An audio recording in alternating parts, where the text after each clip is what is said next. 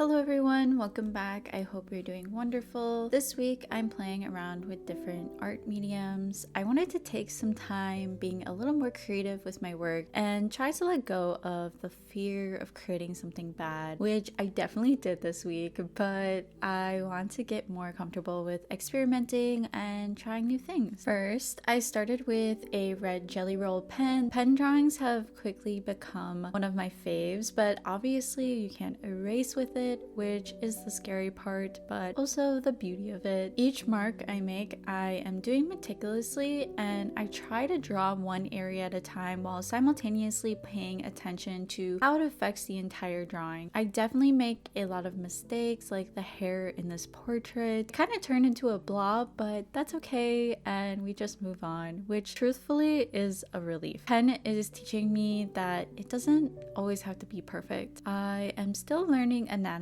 and have been consistently for the past few months, and I just got done with the hand section, so I've been wanting to draw hands more often to solidify my knowledge, and this was my first go at it with pen. I thought it turned out so good, and I really love the reference. It's so cute. I ended up drawing like a box thing around it because I wanted the page to look more cohesive. I struggle with making my sketchbook pages look aesthetic, so this was an attempt. I don't know if I succeeded, but it's okay. Next drawing, you know the joke about drawing hands as an artist? Well, my version of hands are shoes. They are such awkward shapes and they only turn out passable like half the time for me. This was definitely not one of those times. To be completely honest, these shoes made me doubt my art skills. I struggle a lot with my art confidence. It ebbs and flows. And during this week, I was definitely at a low point, which made this entire sketchbook session more of a struggle to get through. Although it happens less frequently, I am still working on this, so if you struggle with these feelings as well, just know you're not alone and it's okay to have these feelings. Okay, next I'm going back to the pen I usually always use, which is the Sharpie S Gel. Guys, if you do want a new pen, this is it. It's so smooth and satisfying to draw with. Because I am familiar with this medium, I figured I would go out of my comfort zone with references. Recently, I have been enjoying references with an extreme focal point. What I mean by that is there is something very close to the camera and appears much larger than the rest of the image. Because these references are more difficult, I decided I wanted to do a pencil sketch beforehand. My first drawing on this page was this ballerina. I was in dance most of my childhood, and recently I have been interested in trying it again, so I have been convincing myself through art, which I think it might be working because I have always enjoyed the dance aesthetics and they're really fun to incorporate in my art. Okay, I'm so sorry, but half of my footage was deleted for this page. I feel like I'm always having camera issues, but it's okay. This next drawing was an upside down reference. I attempted drawing it upside down first, but I could not do it, so I had to flip my sketchbook. This shows me that I need to improve my observational drawing skills because I should be able to draw based on shapes, but it seems that I rely mostly on my anatomy knowledge as of right now, which is good that I have that knowledge, but observational skills are just as important, so I definitely will be practicing that more often. Overall, I really like how this sketchbook page turned out, and it was really fun to draw using more difficult references.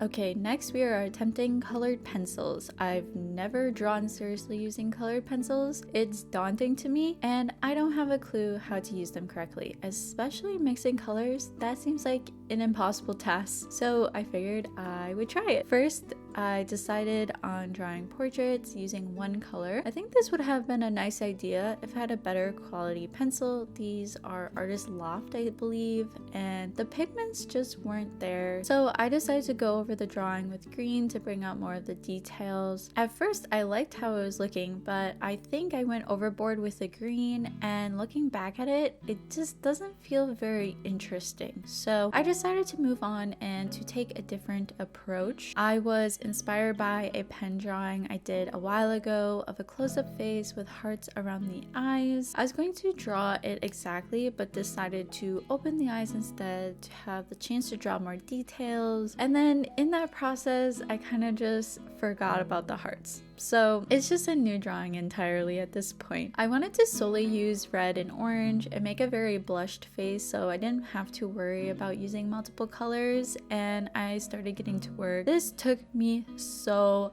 long. The amount of patience you have to be a colored pencil artist is something I do not possess, but what I would say is that it was very relaxing and therapeutic because you have to do so many layers. Most of the time I was just zoned out because you can't really make that many mistakes throughout the process, whereas making a mistake using gouache can pick up paint around it or even ruin the watercolor paper. So in comparison, this was very relaxing, and I would probably come back to it when I feel like doing art for fun. I don't think I will seriously do colored pencil drawings anytime soon. I did like how this drawing turned out, and it probably is one of my favorite sketches in this entire sketchbook. After trying all of these new mediums, I just wanted something familiar, so I decided to do a pencil sketch of a portrait. I haven't done one of these in a while, and I feel like it's just nice to come back to it and make sure my skills aren't rusty. I am going to take a moment to gush about my art skills. To preference, I have been consistently doing art since the beginning of this year, and I have been seeing so much improvement in such a short period of time. The fact that I was able to draw this face with no reference lines is such a huge feat for me. I am so proud of myself for staying consistent with this passion of mine. I just love art, and I'm so happy you guys are here to celebrate these accomplishments and also just building a little community and a safe space on the internet. It's been such a nice experience coming back to YouTube. Anyways, I digress, and I'll let you watch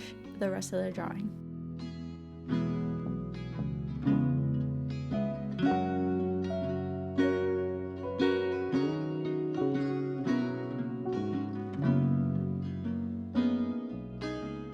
Okay, the moment we've been waiting for is time for polymer clay. I have been itching to explore art outside of drawing and painting, so I decided to start with polymer clay. I've done this once before and it is extremely difficult. It seems like it would be somewhat easy, but no, people online are just super talented. So yeah, let's get into it. I used the Sculpey 3 clay. After purchasing this, I heard this specific Sculpey clay isn't as good as some of the others. I believe it's supposed to be more brittle, but only with thin and small pieces. This round I just made thicker clay pins and they turned out good, but in the future I will definitely get a different type of clay. I first used little cookie cutters to shape the pins. Afterwards I made sure to remove any bumps because once they go in the oven they will look exactly the same as they did going in. I did reshape the hearts because I wanted it to look more natural. I am making them into little apple slices and felt they shouldn't be perfectly shaped. So once they were done baking, it's time to draw. It's so satisfying to draw in clay, and recently I have been getting into iconography, so designing these pins was actually very fun and I can't wait to make more in the future. Okay, after drawing, it's time to paint. I wanted these pins to feel like pieces of my art, almost like an extension from my paintings. So I painted them exactly how I would any other piece of art, starting with the pink underpainting. I love when this pink peeks through and wanted that for my pins as well. Unfortunately, I do not have a full set of acrylic gouache, and it's very difficult to use water-based gouache on clay since it is water soluble and will move once dried. I had to use acrylic to make up for my missing colors in my gouache set. Honestly, I have been thinking about exploring acrylic paint, and using it while painting these has removed any interest citrus because it's just not giving anywhere close to the same effect as gouache. On the contrary, I think I am finally going to buy a full set of Holbein gouache, so maybe we can do that together next video. Once everything was done being painted, I sealed it with resin to make them super shiny and to protect the pins. I also used E6000 glue to glue the pins to the clay, which both the glue and resin are toxic, so if you do this, make sure you are in a well-ventilated area. I opened my windows even though there was a full blizzard going on outside and wore a few masks. I don't think these are the correct masks, but this is just what I had on hand. If I do clay more in the future, I will definitely look into taking more precautions with this stuff. But yeah, this is how it turned out. It's safe to say that I am obsessed with them, and I made a pair of apple earrings for myself as well. I'm super excited to hear what you guys think. But yeah, this is the end of the video. Thank you guys so much for watching. I really appreciate it, and I will see you very soon. Bye!